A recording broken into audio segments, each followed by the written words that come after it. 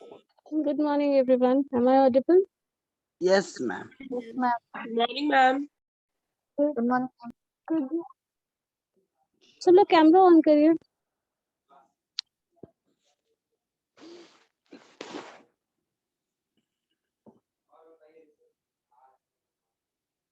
पढ़ाई किए हो? कुछ क्वेश्चन पूछे?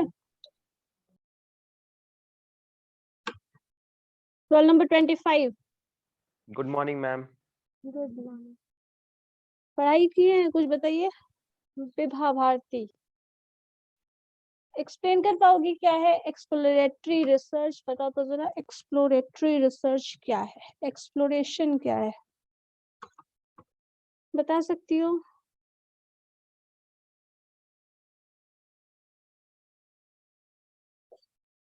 विभा बताइए, कुछ आइडिया है या नहीं है?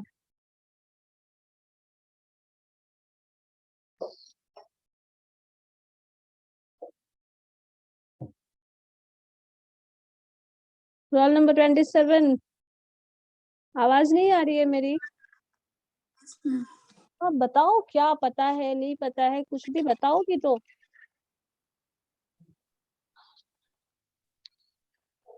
What is exploratory research? What is exploration?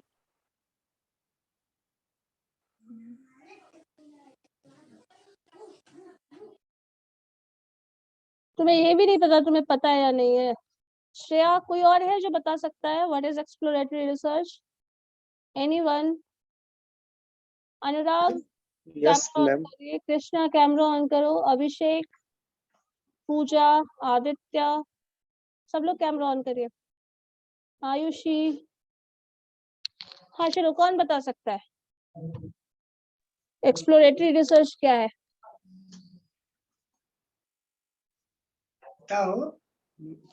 बताओ। मैम इसमें एक कह सकते हैं एक प्राइमरी तरह का रिसर्च है जिसमें खुद से आदमी को खुद से अपनी सारे डेटा कलेक्ट करने होता है। डोर टू डोर जाके अगर किसी भी तरह का डेटा रिसर्च होता है तो उसमें मेंटल में बस सिंपली मैम एक्सप्लोर करना मैम, बस अपने आप को थकाना होता है तब जाके उस रिसर्च कंप्लीट होता है। मैं बताऊं क्या एक बार? बताओ। जी जी। मैम कोई एक प्लेस है जिसके बारे में कोई कुछ नहीं जानता है, तो फर्स्ट टाइम जाता है तो उसके बारे में जो जो ऑब्जर्व करता है, तो वो एक फर्स्ट स्टेज होता है जिसके बारे में कोई कुछ जानता है, तो उसी को एक्सप्लोरेटरी रिसर्च करते हैं मैम। तो बोल सकते हैं it is the initial level of research, first step. Ma'am problem observation. Ma'am जैसे कोविड-19 का पैंडेमिक का रिसर्च। तो क्या रिसर्च कर रहे हो यहाँ पे? ये चीज है ना मैम ग्लोबल इकोनॉमिक के बारे में मैम रिसर्च का, ये भी तो एक्सप्लोरेटरी रिसर्च के बारे में। ये एक्सप्लोरेटरी रिसर्च हो। देखो एक मिनट, हाँ, एक्सप्लोरेटरी रिसर्च एक्चुअल में रिसर्च नहीं होता है। This is the initial level of research जो कि कहीं ना कहीं हेल्प करता है to defining the problem of the research. हम लोगों ने पढ़ा था ना कल, प्रॉब्लम फॉर्मुलेशन एक बहुत इंपॉर्टेंट स्टेप है, जिसको प्रॉब्लम फॉर्मुलेशन करने के लिए ही ये रिसर्च किया।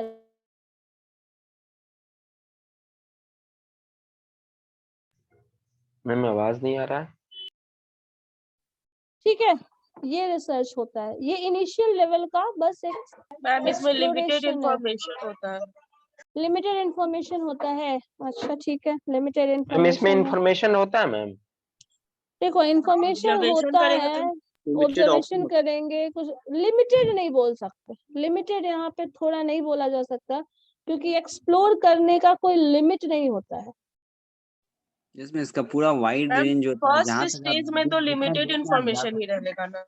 हमारे पास इंफॉर्मेशन जो है उसके लिए रिसर्च नहीं किया जाता है। जो इंफॉर्मेशन इसमें हमें तो गेन करना करना है होता चाहे है, नहीं मैम करना कोई किस फर्क चीज नहीं पे पड़ता। कर रहे हैं ये इंफॉर्मेशन तो रहेगा ना। तो ये तो तुम्हारा इनिशिएशन होगा ना, उसके बारे में जानना है तुम्हें, एक्चुअल में स्टडी क्या करना है। जैसे मान लो क्या कोर्स करना है, 10th के बाद बहुत सारा सवाल होता है ना, इंटरमीडिएट के बाद और भी ज्यादा क्वेश्चन होता है। मैम कम से तो कम क्या क्या करना कोर्स है? करना है उसके बारे में तो जानते हैं ना, तो इंफॉर्मेशन हुआ ना। तो उसमें क्या अपॉर्चुनिटीज है, ये इंफॉर्मेशन क्या बेसिक इंफॉर्मेशन है ना। मैम उसके वही एक बेसिक इंफॉर्मेशन का ही बात कर रहे हैं। तो इसमें तुमको पहले से इंफॉर्मेशन रहेगा तो फिर तुम एक्सप्लोर ही क्यों करोगे, बताइए। अगर इंफॉर्मेशन पहले से अगर आपके पास है देन एक्सप्लोरेशन की जरूरत है। वो इन्फॉर्मेशन थोड़े हुआ, वो तो वही ये हुआ कि आपको करना क्या है। हाँ वो तो जैसे आपने ऑप्शन हुआ सोचा, ना, वो ये तो इन्फॉर्मेशन तो है। हाँ वो इंफॉर्मेशन नहीं है। इंफॉर्मेशन कब होगा, आपको पढ़ना क्या है, आपका क्या ऑप्शंस मिलेगा, क्या जॉब अपॉर्चुनिटीज है, सब कुछ, ये सारा टर्म एक्सप्लोरेशन हुआ। किस तरह का फील्ड मिलेगा, उसमें क्या क्या ऑप्शन है, किस तरह का ग्रोथ हो सकता है, ये सब कुछ एक्सप्लोर करना ही एक्सप्लोरेशन है। और ये रिसर्च, एक्सप्लोरेटरी रिसर्च, ये इनिशियल लेवल का रिसर्च है जिसका एक्चुअल स्टडी से कोई खास रिलेशन है नहीं। वो आपको प्रॉब्लम को फॉर्मुलेट करने में हेल्प करेगा, बस। आपको एक्चुअल में क्या करना है, क्या आपका फाइंडिंग होना चाहिए, ये बताने के लिए ये रिसर्च किया जाता है, ठीक है। क्योंकि आपको बहुत सारा ऑप्शन पता ही नहीं है, तो हो सकता है आप उसके बारे में सोचेंगे ही नहीं। जब उसके बारे में सोचेंगे ही नहीं तो फिर आंसर कहाँ से दोगे, मतलब उसको कैसे करके भी क्या फायदा होगा, ठीक है। एक्सप्लोरेटरी रिसर्च ये हुआ ना। चलो ठीक है, ये सारा कुछ तो हम लोग पढ़ चुके हैं, अब इसके बारे में और डिटेल में पढ़ने वाले हैं, देखते हैं, शेयर करते हैं क्वेश्चन। देखो रिसर्च डिजाइन क्या है, फर्स्ट यूनिट था तुम्हारा मार्केट रिसर्च, मार्केटिंग रिसर्च, तो इंट्रोडक्शन वाला टर्म था। सेकंड स्टेज क्या था, प्रॉब्लम फॉर्मुलेशन, जहाँ पे हम लोग प्रॉब्लम फाइंड करने के लिए क्या क्या स्टेप फॉलो करेंगे, हमारा फोकस क्या होगा, हमारा सब्जेक्ट मैटर क्या होगा, वो सारा डेफिनेशन डिफाइन करने का वो जो टर्म है प्रॉब्लम फॉर्मुलेशन जो है वो फर्स्ट स्टेप आता है। उसके बाद अगर प्रॉब्लम फॉर्मुलेट कर लेते हैं उसके बाद रिसर्च का डिजाइन प्रिपेयर करना है, कैसे करना है, क्या है वो सारे ऑप्शन। तो थर्ड लेसन जो आपका आएगा, सेकेंड यूनिट का थर्ड लेसन ये आ जाता है। सो ये पोर्शन बताता है। एंड हो गया, खत्म हो गया क्या? हाँ बस कल ही था, कल का मैंने कराया था, कल ही खत्म, उसका क्वेश्चंस भी डिस्कस करा दिया था, पता नहीं Yes, किन ma'am. क्लास में थे फास्ट वाले। फास्ट आप पढ़ा रही है। छोटा छोटा उतना चैप्टर है। आज उतना नहीं पढ़ानी मैम का 2 दिन का क्लास चल रहा है। हाँ रोज ही चल रहा है ना, रोज क्लासेस शाम में चल रही 7 है। बजे क्लास चलेगा तो होगा नहीं खत्म। और उसमें सेकंड जो यूनिट था उसमें था ही कितना, 2 से 3 पेज ही है, वो पूरा यूनिट ही है। 2 पेज है फर्स्ट मैम, यूनिट सिर्फ में 2 तो ज्यादा पेज। है उसको ना, वो कैसे 3 पेज पढ़ाने के लिए मैंने 2 क्लास लिया है। 2 से ज्यादा, इनफैक्ट 3 लिया है। अब क्या चाहिए? अब क्या करना है बताओ। कुछ नहीं चाहिए। और उसके क्वेश्चंस का भी मैंने क्वेश्चन आंसर भी करा दिया है, कल क्वेश्चन आंसर भी कराया है ना, ट्रू यस फॉल्स मैम। वाला जो था कितना एक्सपेरिमेंट का यूनिट है? आंसर कराया था। सेकेंड यूनिट देखो, टोटल 2 to 3 पेज का ही है, 12 यूनिट है। ठीक है। ये था प्रॉब्लम फॉर्मुलेशन ही था, प्रॉब्लम को डिफाइन करना ही था। इन शॉर्ट ये समझो सोनाली, सिर्फ इतना था कि प्रॉब्लम हम कैसे फॉर्मुलेट करेंगे। जो क्वेश्चन आप लोग लास्ट डे पूछ रहे थे उसमें क्वेश्चन कैसे हमें फॉर्मुलेट करना है जिसका हमें आंसर मिले as a businessman, as a consumer, as a researcher. सारी तरह से उस क्वेश्चन को समझोगे, आंसर करोगे, फिर उसको एनालाइज करोगे, फिर उसका जो भी सॉल्यूशन होगा वो हमें फाइंड आउट करने की कोशिश मैम करेंगे। जो बुलेट पॉइंट है उसको नोट भी करा दीजिए ना इसमें। हाँ तो कराया हुआ है, लास्ट डे किया था मैंने, क्वेश्चन का डिस्कशन ही था वो।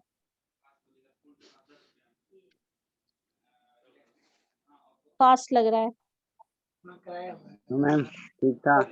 मैम फर्स्ट सेमेस्टर में तो जल्दी जल्दी नहीं हुआ था ना, इसलिए कुछ ज्यादा ही फास्ट। फर्स्ट सेमेस्टर कैलकुलेटिव था, ये फर्स्ट थोड़ी है। सेमेस्टर कैलकुलेशन बेस्ड था, जो टोटली तुम पे डिपेंडेंट था। तुम जितना कैलकुलेशन फास्ट करोगे उतना फास्ट वो बढ़ेगा। और यहाँ पे थियोरेटिकल टर्म से तो मुझे समझाना ये टोटली मुझ पे डिपेंडेंट है फिलहाल, तो इसलिए ये फास्ट जा रहा है। और समझने वाला क्वेश्चन क्वेरी वो मैंने आप लोगों से किया ही है। यस मैम, सबसे पहले मैम सिलेबस कंप्लीट करना है एग्जाम होने से पहले, नहीं तो ऐसे हाँ एग्जाम नहीं देंगे चलिए इस बार कि ठीक है, पहले चलिए इस पे एग्जाम देखिए। फिर सिलेबस। चलो आफ्टर, चलो देखो इसका क्या है, एम और ऑब्जेक्टिव। रिसर्च डिजाइन देखना है तो ये चीज दिमाग में रखो सेट, रिसर्च का डिजाइनिंग करना है यहाँ पे। तो रिसर्च डिजाइनिंग किसी चीज का करने का मतलब क्या हुआ, किसी भी चीज का डिजाइनिंग मैम उसका तैयार करना कि अब इस तरह से मैं हाँ, रिसर्च एक स्ट्रक्चर, हाँ एक स्ट्रक्चर डेवलप करना जिसको प्रोजेक्ट फॉलो तैयार करके करना। आप कहीं ना कहीं काम करने वाले हो। तो पहले आपको देखो रिसर्च डिजाइन करने के लिए आपके दिमाग में वो होना चाहिए, जैसे देखो एम और ऑब्जेक्टिव में दिया है, what are the different types of research design. आपके दिमाग में ये होगा तभी आप कहीं ना कहीं डिजाइन कर पाएंगे। किस तरह के टर्म में डालें, तो डिस्क्रिप्टिव, जैसे मैंने बताया कुछ आइडिया पहले से दिया हुआ है, इसमें जो भी पोर्शन पढ़ने वाले हो वो कहीं ना कहीं थोड़ा बहुत पढ़ा हुआ है। जैसे डिस्क्रिप्टिव रिसर्च, तो डिस्क्रिप्टिव रिसर्च कब इस्तेमाल होगा, जब आपको डिस्क्रिप्शन देना हो। जैसे गवर्नमेंट जो देती है डिस्क्रिप्शन, हमने ये प्लान लाया तो ये इसका बेनिफिट हुआ, इतना इस पे खर्च किया गया है, इतना रिसोर्सेज लगाया, इससे इतने लोगों को बेनिफिट हुआ है, वो पूरा डेटा का डिस्क्रिप्शन देती है। ये टर्म आता है डिस्क्रिप्टिव रिसर्च में। अब हमेशा क्या डिस्क्रिप्टिव रिसर्च का इस्तेमाल किया जा सकता है?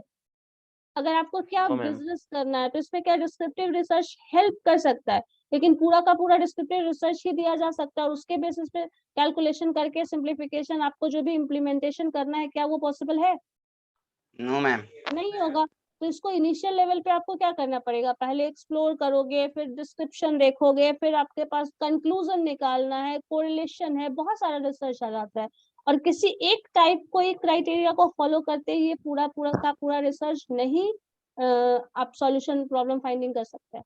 अब यहाँ पे हर स्टेप के रिसर्च में कहीं ना कहीं थोड़ा बहुत आपको इन्वॉल्व होना पड़ेगा, उसके बाद आपका कंक्लूजन आ सकता है। या फिर आप जो पूरा डिजाइनिंग करेंगे उसमें आपको यहाँ पता होना चाहिए किस टाइप के रिसर्च करने के लिए किस तरह का स्ट्रक्चर हो सकता है, क्या क्या ऑप्शंस है हमारे पास। अब इसमें अभी जब चैप्टर पढ़िएगा तो आपको ये चीज समझ में आ जाना चाहिए कि कितने टाइप के, what are the different types of research, what is exploratory research, जो कि ऑलरेडी पढ़े हुए हो फिर भी देखना है, चलो। What methods are adopted during exploratory research, किस तरह का मेथड हमें एडॉप्ट करना है जब हम एक्सप्लोरेटरी रिसर्च करते हैं तो। और एक्सप्लोरेटरी रिसर्च हमें हर हाल में करना पड़ेगा because it is the initial level of research जहां से प्रॉब्लम फाइंडिंग ही होता है। थर्ड है what is the descriptive research and what are the methods जो भी हमें एडॉप्ट करना है वो। तो डिस्क्रिप्टिव रिसर्च और एक्सप्लोरेटरी रिसर्च को इन शॉर्ट कहा जाए तो इस चैप्टर में, इस यूनिट में हम लोग पढ़ने वाले हैं। What is the experimental research? Experimental research क्या है वो, and what are the methods of conducting experimental research?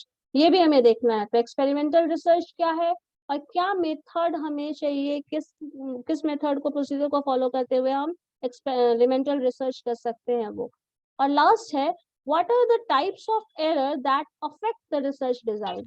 So research design को अफेक्ट करने वाले कुछ एरर्स भी होंगे और वो एरर्स क्या है हमें ये जानना है। कभी भी रिसर्च के बेसिस पे कोई भी कंक्लूजन अगर आप निकालते हैं तो कभी भी वो 100% एक्यूरेट नहीं होता है। ये बात मैंने बहुत पहले भी कही है, दोबारा भी बता रही हूँ। स्टैटिस्टिकल टर्म से जब भी कैलकुलेशन किया जाएगा, मैथमेटिकल टर्म, ये सब कुछ जो आप पूरा का पूरा प्लान करते हैं वो पूरा का पूरा एग्जैक्टली उसी फॉर्म में प्रोजेक्ट हो, ये पॉसिबल नहीं है। जो कंक्लूजन निकाला गया है वो वैसा हो सकता है, इसका 90% चांस है, 99% चांस है ऐसा हो सकता है, बट हम 100% श्योरिटी के साथ नहीं बोल सकते कि वो ऐसा ही होगा। क्यों?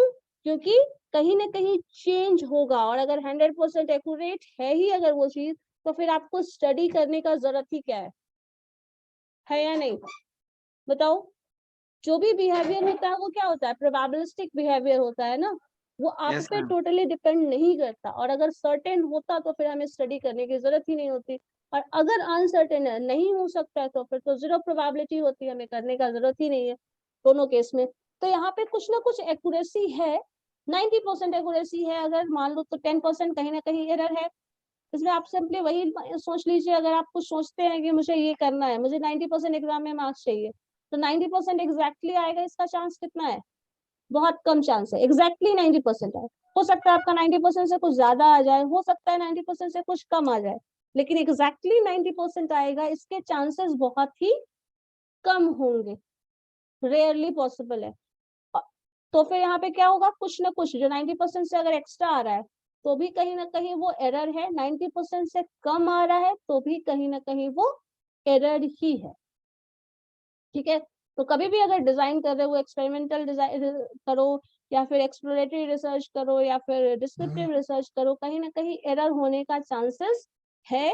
इसलिए ये बोला जा सकता है कि अगर इसमें एरर है तो उस एरर को कैसे निकालना है, उसके इफेक्ट को कैसे कम करना है, एरर कितने तरह का है, वो सारे टर्म्स भी हम यहाँ पढ़ेंगे। तो अभी इस पूरे यूनिट में हमें पढ़ना क्या क्या है? पहला, एक्सप्लोरेटरी रिसर्च पूरा का पूरा डिटेल में पढ़ना है। दूसरा, डिस्क्रिप्टिव रिसर्च पढ़ना है, उसके मेथड्स और जो भी है रिसर्च वो पढ़ना है। एंड थर्ड, एक्सपेरिमेंटल रिसर्च पढ़ना है और जो भी मेथड्स उसके हैं वो पढ़ना है। और लास्ट में एरर, जो कि रिसर्च के डिजाइन को अफेक्ट करता है। ठीक है, सोनाली देखते चले जाना क्या क्या पढ़ रहे हैं, तो लगेगा नहीं, पता नहीं चलेगा, ऐसे आपको पता नहीं चलता है ना, फास्ट लग रहा है। देखना क्या क्या कर रहे हैं, कैसे है। Okay ma'am.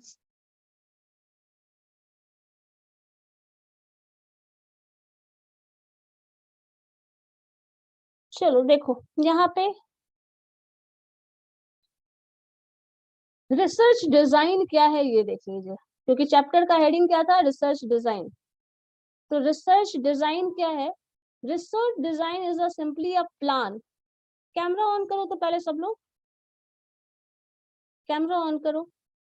मैम स्क्रीन देखने में दिक्कत होता है, कैमरा ऑन करते तो नहीं दिखता है।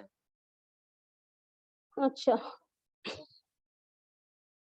तो रिसर्च डिजाइन क्या है? एक प्लान है स्टडी का, जो भी आप करने वाले हो, जो स्टडी करने वाले हैं, जो रिसर्च करने वाले हैं, वो भी क्या है? काइंड ऑफ स्टडी है। तो ये एक प्लान है जो आपको प्रॉब्लम फाइंडिंग करना है उसका। और ये जो मेथड है वो क्या करता है? एक गाइड की तरह काम करता है for collecting and analysing the data. और ये जो पूरा आप एक स्ट्रक्चर डेवलप करते हैं जिसके थ्रू आप स्टडी करने वाले हैं, इसको आप ब्लूप्रिंट ऑफ दैट स्टडी बोल सकते हैं। तो रिसर्च का जो स्ट्रक्चर या फिर डिजाइन है उसको बोला जा सकता है it is a blueprint of the study. ठीक है, ये ऑब्जेक्टिव क्वेश्चन में भी पूछा जाता है, what is blueprint in research design. तो ये बोल सकते हो रिसर्च डिजाइन जो है वो पूरा प्लान कर रहे हैं, जो स्ट्रक्चर आप डेवलप कर रहे हैं वो स्ट्रक्चर जो है वो है ब्लूप्रिंट ऑफ दैट स्टडी। ठीक है, तो यही वो स्ट्रक्चर होता है जिसपे हमारा पूरा का पूरा रिसर्च डिजाइन होता है। अब इसके बाद देखो, ये जो प्लान है इट इज लाइक अ क्या है? आर्किटेक्ट क्या ऑफ होता है मैम ब्लूप्रिंट? ब्लूप्रिंट। कभी घर बनाने के लिए एक प्लान पूरा बनाते हो, ऐसा नक्शा बनाते हैं, यहाँ घर बनाएंगे, यहाँ किचन बनाएंगे, यहाँ बेडरूम बनाएंगे, यहाँ हॉल बनाएंगे, क्या होता है वो?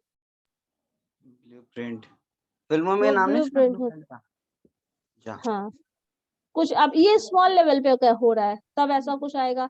या फिर अगर मान लो इसी का पूरा लंबा चौड़ा स्ट्रक्चर बैंक का होता है, हॉस्पिटल का होता है, तो वो सारा जो स्ट्रक्चर डेवलप करने वाले हो, जिस तरह से तुम बनाने वाले हो, दैट इज द ब्लूप्रिंट। ठीक है सोनाली? Yes ma'am. या फिर जो स्टडी का टाइम टेबल घर पे रखे हैं कुछ, वो कहीं ना कहीं ब्लूप्रिंट है आपका स्टडी पैटर्न को बताने के लिए। वही चीज है, कैसे कैसे क्या पढ़ेंगे, करेंगे, कलेक्ट करेंगे information, that is the blueprint. ठीक है। Yes ma'am. अब यहाँ से जहाँ से शुरुआत करने वाले हैं, अगर ब्लूप्रिंट पता है, मतलब हमें कैसे क्या करना है वो मालूम है, तो कहाँ से स्टार्ट होगा स्टडी वो भी आइडिया कहीं ना कहीं मिल जाएगा हमें। बताओ Yes, मिलेगा या नहीं? जैसे मान लो हमें कुछ लोगों का सिलेक्शन करना है, रिक्रूटमेंट करना है, तो कैसे करना है उसके लिए कुछ ना कुछ डिजाइन बनाया जाता है, इस तरह से एग्जाम लेंगे, ये सब क्वेश्चन पूछने वाले हैं, ये सब क्या है? ये एक ब्लूप्रिंट ही तो है। उसी तरह से हमें ये करना है। सो ये ब्लूप्रिंट जो होता है वो क्या क्या इंक्लूड करता है वो देखो। Interviews to be conducted, observations to be made, experiments to be conducted and data analysis to be made. अब देखो यहाँ पे क्या है, इंटरव्यू टू बी कंडक्टेड में क्या आ जा रहा है? आप ये चीज तो स्ट्रक्चर यहाँ पे देख रहे हैं, घर और मकान वाला टर्म आ गया। यहाँ पे मान लो अगर आपको, मैंने लास्ट डे जो एग्जांपल दिया था, रेस्टोरेंट ओपन करने के लिए आपको जानना है तो आपको क्या करना पड़ेगा? आपके पास लिमिटेड टाइम होगा, जियोग्राफिकल एरिया लिमिटेड होगा, रिसोर्स लिमिटेड होगा, है ना। Resource in terms of money भी ले लो और in terms of man power भी ले लो। अब यहाँ पे क्या आ जाएगा, इंटरव्यूज आपको कंडक्ट करना पड़ेगा। अगर टाइम ड्यूरेशन कम है तो किससे क्या पूछने वाला इंटरव्यूज, यहाँ पे आपको अगर डिफरेंट डिफरेंट प्लेसेस पे जाके आप रेस्टोरेंट पे जाके खाना टेस्ट करके देख रहे हैं, वहाँ पे किस तरह का रखा जा सकता है, या फिर क्या ऑप्शंस है, क्या इसमें चेंज करना है, क्या मेरिट्स डिमेरिट्स जो कुछ भी है सब कुछ एनालाइज करोगे, तो ये सारा टर्म क्या हो गया, कहीं ना कहीं इंटरव्यू का टू बी मेट।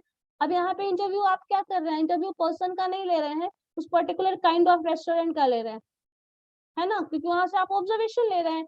उसी को ऑब्जर्वेशन ले लो, या फिर किसी पर्सन को आप अपने प्लेस पे किसी और पर्सन को भेज रहे हैं, क्योंकि आपके पास टाइम लिमिटेड है, क्योंकि एक ही बार आप हर जगह तो जा नहीं सकते, ऑल ओवर इंडिया अगर जाना है तो किसी पर्टिकुलर एरिया में जा रहे हैं तो हो सकता है आप कवर कर लें, आपके पास लिमिटेड टाइम का भी ऐसा कुछ बहुत ज्यादा क्राइसिस नहीं होने वाला है। लेकिन अगर पूरे जगह पे करना है तो बहुत डाइवर्सिफाइड प्लेस है। अब उतने सारे प्लेस पे आप सिर्फ अकेले जाके उतना 1 साल 2 साल तो सिर्फ रिसर्च करने में लग जाएगा। तो यहाँ पे क्या कर सकते हो, कुछ लोगों को अपॉइंट करोगे तो ये चीज यहाँ पे आ जाएगा, interviews to be conducted, observation to be made, जो जो ऑब्जर्वेशन आप देख रहे हैं, जैसा जैसा आपको क्या कहा जाए, जो डिफरेंट फूड आइटम्स जो मेन्यू देख रहे हैं वो सब ऑब्जर्वेशन ले सकते हो। एक्सपेरिमेंट आपको कंडक्ट करना है, ये सारा कुछ जो आपने ऑब्जर्व किया है अगर आपको इसको इम्प्लीमेंट करना है तो कुछ ना कुछ आपको एक्सपेरिमेंट बना के देखना पड़ेगा, वैसा कुछ रखना पड़ेगा, वो सारे इंस्ट्रक्शन के साथ बनाना पड़ेगा। तो ये क्या हो जाएगा, आपको एक्सपेरिमेंट कंडक्ट करना। उसके बाद वो जब एक्सपेरिमेंट आपने कंडक्ट किया तो उसका क्या कंक्लूजन रहा, क्या रिजल्ट रहा, क्या फीडबैक रहा, ये एनालिसिस में आ जाएगा। ठीक है, सो ये सारा टर्म आ जाता है इसमें, एक ही पार्ट में आ जाएगा। इसमें कंडक्ट कर रहे हो, ऑब्जर्वेशन ले रहे हो, उसका एक्सपेरिमेंट का रिजल्ट देख रहे हो, एनालिसिस कर रहे हो। दूसरे केस में आ जाता है tools use to collect the data such as questionnaire. अब यहाँ पे डेटा कलेक्शन का बहुत सारा तरीका है, या तो आप जाके ले रहे हैं पूरा डिटेल, जैसे रेस्टोरेंट वाला लिए, किसी पर्टिकुलर पर्सन के घर पे जाके पूरा ओपिनियन डिस्क्रिप्शन, जैसे कभी LIC वगैरह में देखते हो आता है, आपको बताया जाता है क्या आपका रिस्पॉन्स है, वो सब सुना समझा देखा जाता है, बहुत डिटेल में होता है। अब यस कभी कभी क्या होता है, वो डिटेल में लिया जा सकता है क्योंकि क्या हो सकता है आपके पास टाइम हो, लेकिन कभी कभी क्या होता है वो उतना टाइम आपके पास नहीं है, तो आपको एक क्वेश्चन दे देगा, एक क्वेश्चन का लिस्ट दे देगा आंसर के ऑप्शन के साथ। इन सब में अब आप फिलअप करिए कि आपका क्या रिस्पॉन्स है। जैसे फीडबैक फॉर्म वगैरह भरते हो, होता है ना ऑप्शन, इसमें ऑप्शन दिया रहता है, सिर्फ क्वेश्चन पूछा जाता है ऐसा तो नहीं है, आंसर भी ऑप्शन में दिया रहता है ना, होता है या नहीं यस मैम, यस अब मैम। उसमें जो ऑप्शन है वो क्या हो गया, वही क्वेश्चनायर है, उस क्वेश्चनायर के हिसाब से उसने डेटा कलेक्शन किया, वो फीडबैक उसको समझ में आएगा जो फिर बाद में उसका एनालिसिस करेगा, ये सारा तरीका है। उसके बाद एक थर्ड ऑप्शन है, what is the sampling method use. अब यहाँ पे आप किससे, मान लीजिए किसी पर्टिकुलर प्रोडक्ट के बारे में अगर आपको ओपिनियन लेना है तो हर किसी से पूछ सकते हो, जितने लोग हैं सबसे पूछा जा सकता है क्या? No ma'am.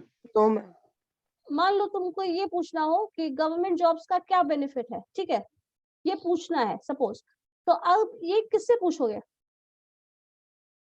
किससे पूछोगे बताओ? मैम जो गवर्नमेंट जॉब कर रहा हूँ। जो जॉब में है, और उसमें भी क्या, जो जॉब में है क्या सबसे पूछ सकते हो, उसमें भी तो क्राइटेरिया डिवाइड है ना, गवर्नमेंट जॉब में सिर्फ एक गवर्नमेंट जॉब क्राइटेरिया नहीं है, उसमें भी सेगमेंटेशन यूट्यूब से भी है, मैम पूछ ABCD। सकते हैं। यूट्यूब से पूछ सकते हो, यूट्यूब से आंसर कहाँ से मिलेगा, यूट्यूब आंसर देगा, यूट्यूब पर बहुत कंटेंट है मैम। हाँ तो उसमें क्या बेनिफिट, अच्छा बेनिफिट का लिस्ट मिल गया, ठीक है, वो बेनिफिट का जो लिस्ट है वो रिसर्च करके ही लाया गया है, उसी का इनिशियल लेवल हम बता रहे हैं, ठीक है, उसका इनिशियल लेवल हम बता रहे हैं। सपोज उसका आपको नहीं पता है, जिसके बारे में नहीं पता है एक्सप्लोरेशन वहां होता है, जो पता है उसके लिए क्या एक्सप्लोर करोगे, करोगे? No ma'am.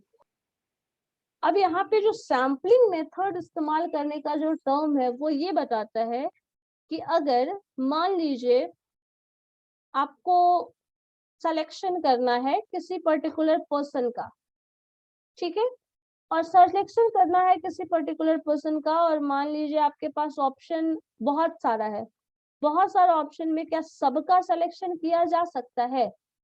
क्योंकि लिमिटेड सीट है, सिलेक्शन तो सबका नहीं हो सकता। तो यहाँ पे आपको देखना पड़ेगा कि किन लोगों से पूछा जाए। वैसे सिंपल सा क्वेश्चन मैंने पूछा, कितने लोगों से पूछ सकते हो? गवर्नमेंट जॉब वाला ही पूछ रहे हो, कितने लोगों से पूछ सकते हो? सबसे पूछ सकते हो।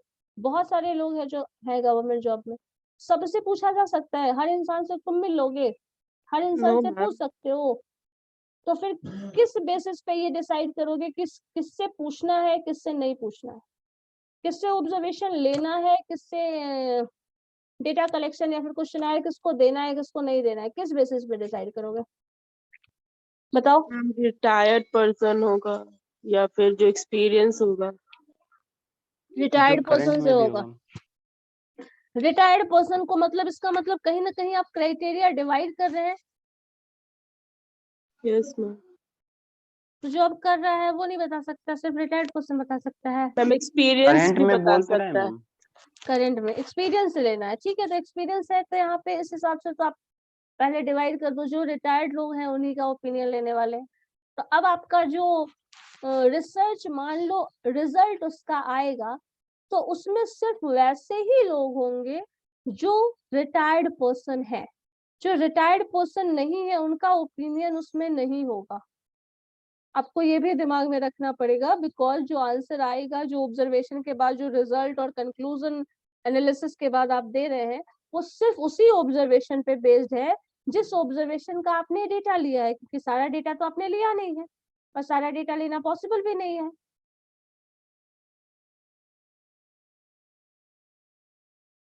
Yes ma'am.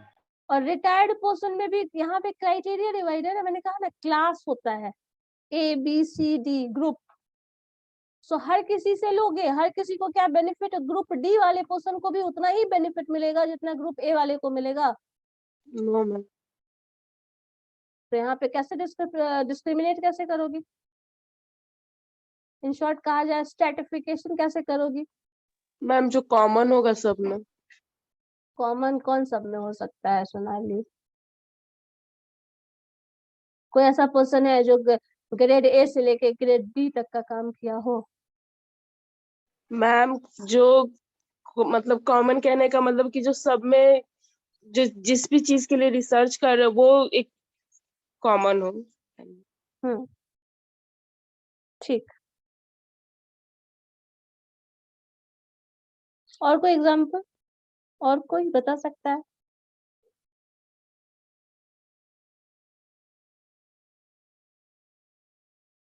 कोई और?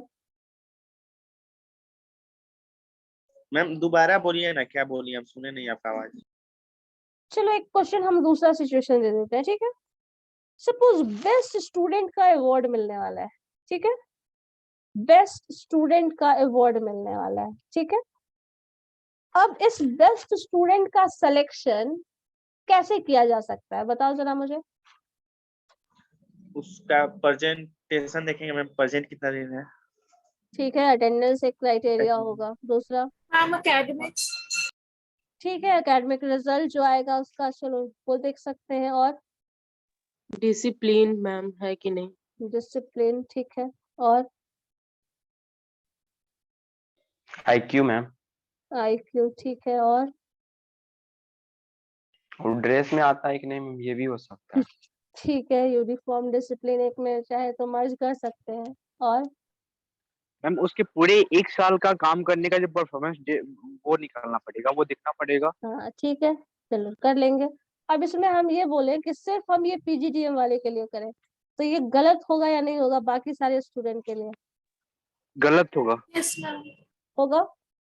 तो ऐसा कर सकते हैं क्या कि हर कोर्स से 3 स्टूडेंट ले ले पहले इनिशियल यस लेवल मैम, पे, कर सकते हैं। यस मैम, यस हर मैम। कोर्स से अलग, फर्स्ट 3 रैंक कुछ भी ले ले, अगर पूरा रैंकिंग कर लो पूरे क्लास का, किसी भी पर्टिकुलर क्लास का, हर कोर्स का कर लो, BCA का, BBA का, BBM जो भी है सारे सबका कर लो, सबका रैंकिंग कर दोगे फर्स्ट टू। अब सब टॉप 3 में से सबका सिलेक्शन कर दिया जाता है, ठीक है। तो अभी यहाँ पे जो सिलेक्शन प्रोसेस हुआ, जो इनिशियल लेवल पे किया, उसमें कॉम्पिटिटर्स कौन है? सिर्फ आपके क्लास के लोग। उसमें Last के लोग रैंकिंग हैं। किया गया है 1 2 3 1 2 3 और सब में से 1 2 3 आ जाएगा, ठीक है, थर्ड रैंक तक सब आ जाएगा। उसके बाद जब टोटल मिलेगा, मान लो 5 कोर्स चल रहा है, 5 में से 3 सब में से आ गए, तो 15 स्टूडेंट्स अब हमारे पास है। इन 15 में से सिलेक्शन करना है। अब इन 15 में से सिलेक्शन का क्राइटेरिया क्या वही होगा जो पहले था? No ma'am. नहीं होगा, डिफरेंट होगा। तो अब आपने यहाँ पे जो सैम्पलिंग मेथड है ना, यहाँ पे इनिशियल लेवल पे मैंने क्या मेथड अप्लाई किया, हर कोर्स से 3 स्टूडेंट को लेना। ये एक क्या था, एक मेथड ऑफ सिलेक्शन था फॉर स्टूडेंट्स, ठीक है। और अगर इसी में ऐसा कुछ कर दिया जाए कि सारे स्टूडेंट्स को, कॉलेज के जितना भी स्टूडेंट है ना, सबको एक फील्ड में रख दिया जाए, ठीक है, सबको एक फील्ड में बैठा दिया जाए और रैंडमली किसी 15 का सिलेक्शन कर लिया जाए, कौन सा ज्यादा बेटर तरीका होगा, ये बताओ।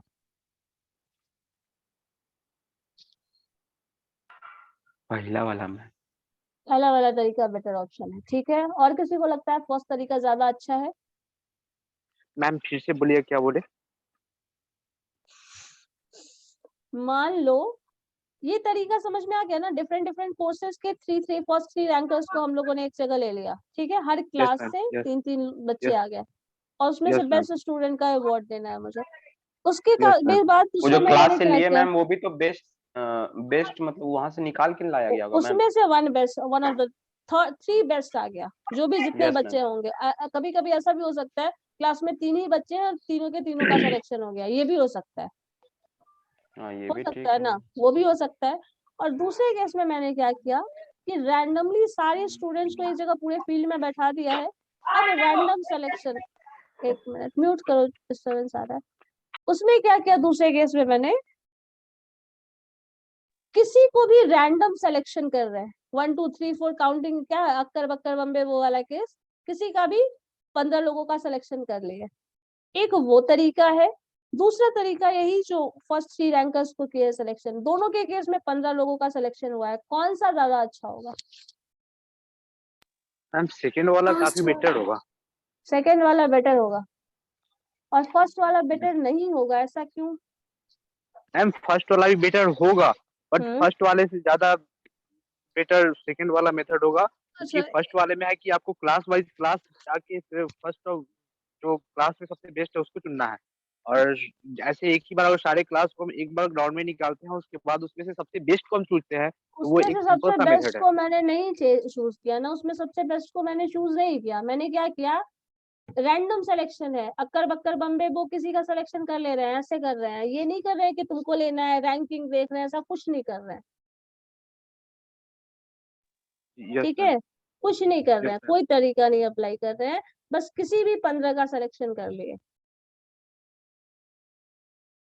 और उसमें वो लोग भी हैं, हो सकते हैं जो हो सकता है उस दिन प्रेजेंट नहीं आए हो, उनका सिलेक्शन हुआ नहीं हो, ये भी हो सकता है। तो यहाँ पे सही तो मैम मेथड, फर्स्ट वाला ही है, ये गलत है। इस देखो तरह से दूसरे करना वाले गलत है। दोनों का अपना बेनिफिट है, समझो कैसे क्या हो रहा है। फर्स्ट के केस में जो शुरुआत में मैंने किया, उसमें क्या कर रहे हैं, इक्वल पार्टिसिपेशन का मौका मिल रहा है हर क्लास को, हो रहा है। और ऐसे जब रैंडम आप कर रहे हैं तो उसमें क्या कर रहे हैं, ऐसा हो सकता है किसी एक क्लास का 10 स्टूडेंट 5 स्टूडेंट का सिलेक्शन हो जाए, और किसी एक क्लास का ऐसा भी हो सकता है कि एक भी स्टूडेंट का सिलेक्शन नहीं हो, ठीक है। तो जो इनिशियल लेवल पे जो शुरुआत वाला मैंने किया, उसमें क्या हो रहा है, हर क्लास को मौका मिल रहा है, ठीक है, अपने लेवल पे वो बेस्ट है, उसके बाद उसका जो कंपटीशन है उसके हायर लेवल से कहीं ना कहीं हो रहा है, तो फिर आगे जो भी होगा वो देखा जाएगा। शुरुआत में ये हो रहा है। दूसरे वाले केस में क्या हो रहा है, ऐसा भी हो सकता है किसी एक स्टूडेंट पे लोग ज्यादा रेगुलरिटी मेंटेन कर ले हो, ज्यादा डिसिप्लिन हो, ऐसा होता है ना, कभी कोई क्लास होता है जो ज्यादा डिसिप्लिन होता है, जिसमें ज्यादा स्टूडेंट्स रेगुलर होते हैं, यस मैम, मार्क्स भी पीजीडीएम अच्छा सेकंड सेम। आता है, ठीक है, जो भी है वो हो सकता है। तो उससे क्या होगा, नंबर ऑफ स्टूडेंट्स ज्यादा सेलेक्ट हो जाएंगे और कोई ऐसा ग्रुप बच जाएगा, कोई ऐसा कोर्स भी बच जाएगा जिसमें से एक भी स्टूडेंट का सिलेक्शन ना हो। अब दोनों के केस में दोनों तरीका सुटेबल है अपने अपने प्लेस पे, आपको कौन सा मेथड अप्लाई करना है, ठीक है, ये चीज देखना है। जैसे मैंने गवर्नमेंट जॉब वाला कहा, उसमें अगर डिफरेंट ग्रेडिंग के हिसाब से डिवाइड कर दिया जाए, क्या बेनिफिट मिल रहा है अलग अलग ग्रुप के लोगों को, तो उसमें अलग अलग ग्रुप से आपको ऑब्जर्वेशन लेना पड़ेगा, फिर उसके हिसाब से कहीं ना कहीं कंक्लूजन दोगे। ठीक है, ऐसे क्या कर रहे हैं, किसी पर्टिकुलर क्लास में से सिलेक्शन करके कर रहे हैं। तो सैम्पलिंग मेथड जो है ये वो बताता है कि आप किस तरह से पर्सन्स का सिलेक्शन कर रहे हैं, ग्रुपिंग कैसे कर रहे हैं, ऑब्जर्वेशन कैसे ले रहे हैं, तरीका क्या है आपका सिलेक्शन का। स्टूडेंट के सिलेक्शन का तरीका, जैसे बेस्ट स्टूडेंट का मान लो अवार्ड देने की बात कर रहे हैं, तो इसमें ये क्या देखा जा रहा है, सिलेक्शन क्या है, तरीका का प्रोसीजर क्या है, उसी के हिसाब से प्रिपरेशन किया जाता है ना। तो पहले कंपटीशन क्या था, विद इन क्लास, फिर क्या हुआ, बिटवीन क्लास। समझ आया, दोनों का प्रोसेस डिफरेंट है, उससे अलग अलग लोगों को बेनिफिट मिल रहा है, उससे आपका जो कंक्लूजन होगा वो भी डिफरेंट होगा। ठीक है, so this is the sampling method. अब इसमें से कौन सा सुटेबल है, वो अलग अलग सिचुएशन में अलग अलग सुटेबल होगा, उसके हिसाब से हम लोग लेने वाले हैं कि कौन सा मेथड हमें अप्लाई करना चाहिए। But this is the method of selection या फिर ऑफ टेकिंग ऑब्जर्वेशन। ठीक है, समझ आया क्या कर रहे हैं यहाँ पे सोनाली? कौन है मैम? यस मैम, आया समझ। बेस्ट स्टूडेंट कौन है मैम? बेस्ट स्टूडेंट, ये डिसीजन अभी पेंडिंग है। ठीक है मैम रिसर्च हो गया ना मैम? अभी रिसर्च कहाँ हुआ, अभी सिलेक्शन होगा, बाकी कोर्सेज खत्म ना। ठीक है मैम। फर्स्ट चलो, वे से सत्यम, सेकंड वे से भास्कर। चलो ठीक है। जो फर्स्ट है ना, तो अब यहाँ पे अब देखना हो गया, ठीक हो है, गया, रिसर्च अभी कंप्लीट। अभी कंप्लीट नहीं हुआ है, this is a pending result. चलो यहाँ पे देखो, यही इंटरव्यू कैसे कंडक्ट करना है, वो एक्सपेरिमेंट्स क्या है, ये सारा में तो ये सारा क्वेश्चन को एकदम दिमाग में एकदम सेट कर लेना। तो रिसर्च डिजाइन डेवलप करते हुए आपको क्या करना है, ऑब्जर्वेशन कैसे लेना है वो देखना है, एक्सपेरिमेंट कैसे कंडक्ट करना है वो देखना है, एनालिसिस किस तरह से करना है वो देखना है, डेटा कलेक्शन कैसे करोगे वो देखना है, और एक मेथड, सैम्पलिंग मेथड कौन सा यूज करोगे ये देखना है। ठीक है, ये रिसर्च डिजाइन का सबसे मेजर पार्ट है, जो सेगमेंटेशन याद रखना, ऑब्जर्वेशन कैसे लेना है, डेटा कैसे कलेक्ट करना है, सैम्पलिंग मेथड कौन सा यूज करना है, एनालिसिस कैसे करना है, ये सारे क्वेश्चंस को एकदम अच्छे से दिमाग में सेट कर लीजिए। अब इसके बाद है टाइप्स ऑफ रिसर्च डिजाइन। तो रिसर्च डिजाइन क्या है ये पहले ऑलरेडी हम बता चुके हैं, फिर भी वही देख लो, exploratory research, descriptive research, casual research जो है ये सब है major types of exploratory research है, जिसके लिए जो क्या होता है, कैजुअल रिसर्च में क्या होगा मैम उसमें? जो भी कुछ भी जानना चाह रहे हो कैजुअली, वो बस जानने के लिए, बस नॉलेज के लिए कर रहे हैं, बस मन में सवाल आया पूछ लिए, हो गया, जनरल नॉलेज के लिए मैम। हाँ वो क्या आ गया। अब ये सारे जो ये सारा जो रिसर्च होता है ना, वो सिर्फ एक इंसाइट डेवलप करता है, प्रॉब्लम में क्या है, बहुत कुछ आपको नहीं पता किसी पर्टिकुलर सेक्शन के बारे में, लेकिन मान लो जैसे जॉब की बात कर रहे हैं, बेस्ट स्टूडेंट के क्राइटेरिया की बात कर रहे हैं, तो ये सारा क्राइटेरिया आपने खुद डिफाइन किया ना, तो एक कहीं ना कहीं क्या है, जनरल नॉलेज थोड़ा सा है आपको इस बारे में, जिसको बता सकते हो हाँ इसके हिसाब से दिया जा सकता है। तो अगर आप ये चीज नहीं जान रहे होते तो आपको वो जनरल टर्म जो है वो पता नहीं होता, तो आपको और ज्यादा जानना पड़ता, और ज्यादा एक्सप्लोर करना पड़ता, तब आप बता सकते थे कि ऐसा ऐसा क्राइटेरिया हो सकता है। ऐसा भी बहुत सारा फील्ड है जिसके बारे में तुम कुछ भी नहीं जानते हो, ऐसा टर्म भी हो सकता है जो कभी सुने ही नहीं है, क्या क्राइटेरिया हो सकता है उसका, क्या है नहीं है, कुछ नहीं पता, ऐसा भी टर्म है ना। तो उस केस में क्या करोगे, तुमको एक सिंपल, जो ये सारी रिसर्च है, casual research, descriptive research, exploratory research, वो सिंपल एक इंसाइट डेवलप करता है कहीं ना कहीं, प्रॉब्लम किस तरह का है, नेचर ऑफ द प्रॉब्लम के बारे में। ठीक है, ठीक है। अब इसमें देखो यहाँ पे क्या है, in this type of research there is a previous knowledge, ठीक है, there is a previous knowledge. जैसे मैंने अभी जस्ट स्टूडेंट, बेस्ट स्टूडेंट के क्राइटेरिया की बात की, तो खुद ही जज में क्या दे रहे थे ऑप्शन, डिसिप्लिन होना चाहिए, एकेडमिक रिकॉर्ड अच्छा होना चाहिए, ये मार्क्स अच्छा, जो भी है सारा कुछ टर्म, आप अटेंडेंस होना चाहिए, ये सब क्या है क्राइटेरिया, खुद ही डिफाइन कर रहे हो ना, तो कहीं ना कहीं प्रीवियस नॉलेज आपके पास है इसके बारे में, बताओ। Yes ma'am. अब उसी के बेसिस पे तुम डेवलप करोगे, कुछ भी टर्म आएगा वही चीज यहाँ पे बता रहा है। सो ये जो प्रीवियस नॉलेज है, अब यहाँ पे इसके हिसाब से जो रिसर्च डिजाइन है उसको हम फ्लेक्सिबल बना सकते हैं। और ये चीज जो होता है वो क्वालिटेटिव और क्वांटिटेटिव, जब तुम सिर्फ जानना चाह रहे हो, एक सिंपल जनरल नॉलेज और नेचर ऑफ द प्रॉब्लम समझना चाह रहे हो, तो वो क्वेश्चन जो भी होता है और उसका जो आंसर होगा हमेशा वो क्वालिटेटिव होता है। तो ये जो 3 रिसर्च है ये हमेशा क्वालिटेटिव रिसर्च है और ये अनस्ट्रक्चर्ड है, इसमें कोई रिस्ट्रिक्शन नहीं है। आपको इस तरह से सिस्टमैटिक वे में ही सवाल पूछना है, आप इसी तरह से ये कर सकते हैं, ऐसा कोई टर्म नहीं होता यहाँ पे। ये मैंने पहले भी बताया, जैसे एक्सप्लोर करना है। हाँ बोलो। एक ही सवाल के अलग अलग जवाब भी आ सकते हैं। आ सकते हैं, हाँ, अनस्ट्रक्चर्ड है, कुछ भी आ सकता है आंसर। यहाँ पे ऑप्शन नहीं दिया रहेगा कि तुमको ये ऑप्शन देना है, तुम आंसर जो देना है जैसे देना है वो करो। क्वालिटेटिव रिसर्च में यही चीज होता है, कुछ भी स्ट्रक्चर्ड नहीं होता। जैसे इंटरव्यू का क्वेश्चन, एक एग्जांपल ये ले सकते हैं।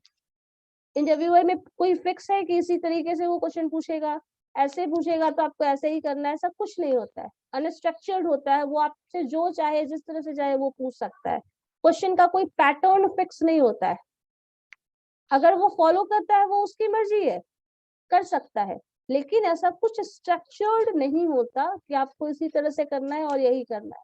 जैसे माने एक्सप्लोर करने के लिए कहा था, किसी नए प्लेस पे गए हो, एक्सप्लोर करना है, तो कोई सिस्टमेटिक तरीका है, पहले ये घूमो फिर दूसरी जगह घूमने जाओगे, तो पहले ए प्लेस पे जाओ या पहले बी प्लेस पे जाओ, पहले बी पे जाओ या ए पे जाओ, कोई फर्क नहीं पड़ता। That is just exploration. आप कैसे कर रहे हैं कोई भी स्ट्रक्चर डिफाइंड नहीं है, बट एक्सप्लोर करेंगे तो कहीं ना कहीं उससे क्या हो रहा है, जो इन्फॉर्मेशन मिल रहा है वो इन्फॉर्मेशन हमेशा क्वालिटेटिव इन्फॉर्मेशन मिलेगा। ठीक है, ठीक है, समझ आया ये? Yes ma'am. चलो ठीक है। अब देखो डिस्क्रिप्टिव रिसर्च क्या है। तो descriptive research is a type of research very widely used in marketing research.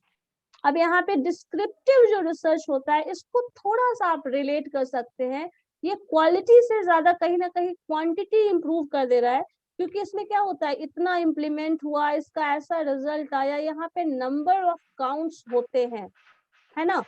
तो यहाँ पे ये क्वालिटी से थोड़ा क्वांटिटी में आ जाता है, बिकॉज यहाँ पे डेटा का डिस्क्रिप्शन होता है, ऐसा हुआ है, ये रिजल्ट आया है, तो ये डिस्क्रिप्शन है, तो यहाँ पे डेटा के टर्म में इंफॉर्मेशन मिलेगा। अब ये जो डिस्क्रिप्शन है, ये यहाँ पे देखिए एक टर्म लिखा है, generally in descriptive study there is a hypothesis, with respect to the hypothesis a general question is asked. अब देखो, अब मान लीजिए एक क्वेश्चन मैंने पूछा, सपोज कितने लोगों को बेनिफिट मिला है किसी पर्टिकुलर प्लान से, जैसे मान लो क्या प्लान था, रेस्टोरेंट खोलना है मैम। नहीं वो प्लान नहीं है, डिस्क्रिप्शन है ना, डिस्क्रिप्टिव स्टैटिस्टिक में वो नहीं आ जाएगा, रेस्टोरेंट वाला नहीं आएगा एग्जांपल। जैसे गवर्नमेंट प्लान ले लो, उसमें गवर्नमेंट भी तो खर्च जो पड़ता है उसमें भी तो ऐड कर सकते हैं, बता सकते हैं मैम। गवर्नमेंट प्लान ले लो, डिस्क्रिप्शन है ना यहाँ पे। जैसे मार्केट में किसी पर्टिकुलर प्रोडक्ट का सेल बहुत ज्यादा हो रहा है, तो अब इस हिसाब से ये कंक्लूजन कहीं ना कहीं निकाला जा सकता है ना कि इस फील्ड में अगर हम जाएंगे तो मेरा सेल होने का चांस है, ज्यादा सेल होने का चांस है ना यहाँ पे। तो ये एक जनरल ट्रेंड फॉलो हो रहा है, इसका डिस्क्रिप्शन है हमारे पास, इसका पूरा डिस्क्रिप्टिव डेटा है हमारे पास। अब आपको इससे सिंपल क्वेश्चन पूछना है, एक हाइपोथेसिस या फिर सिंपल क्वेश्चन, कुछ भी ऐसा हो रहा है, ऐसा हो सकता है या नहीं हो सकता, या फिर ऐसे ही पूछ लो ना, जैसे क्या था गवर्नमेंट प्लान में, उज्ज्वला योजना है ना, उससे कितने लोगों को बेनिफिट हुआ है या नहीं हुआ है, ये क्वेश्चन पूछा जा सकता है किसी से भी। जिनको मिला है वो बताएंगे क्या बेनिफिट है नहीं है, जिनको नहीं मिला है वो बताएंगे नहीं है या फिर क्या है। तो जिस एरिया में, जिस जियोग्राफिकल एरिया में, जिस पर्टिकुलर टाइम पे, क्योंकि ये हमारे पास हमेशा रहेगा कंडीशन कि टाइम इम्पोर्टेंट है, जियोग्राफिकल एरिया इम्पोर्टेंट है, फोकस आपका कौन सा ग्रुप है वो इम्पोर्टेंट है, तो ये सारा टर्म जो पहले से है वो सब कंटिन्यू रहेगा। अब इसमें से आपको क्वेश्चन करना है कि ये इसका बेनिफिट हुआ है या नहीं हुआ है, ठीक है। तो ये जब क्वेश्चन होगा तो कहीं ना कहीं आप ये सोच के पूछेंगे या तो इसका बेनिफिट हुआ होगा या तो नहीं हुआ होगा। हाइपोथेसिस हमारे पास क्या है, या तो हो सकता है या तो नहीं हो सकता है, दो ही ऑप्शन है, और कुछ होगा, लॉस तो किसी को नहीं होगा।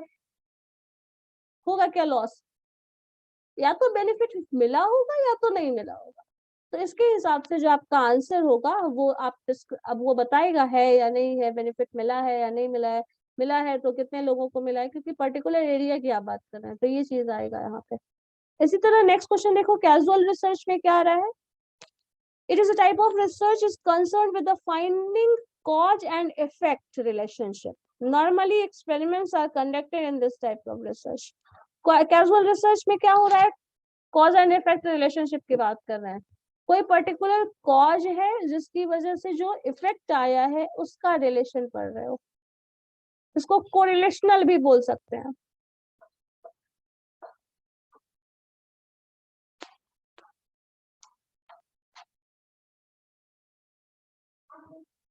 Yes ma'am.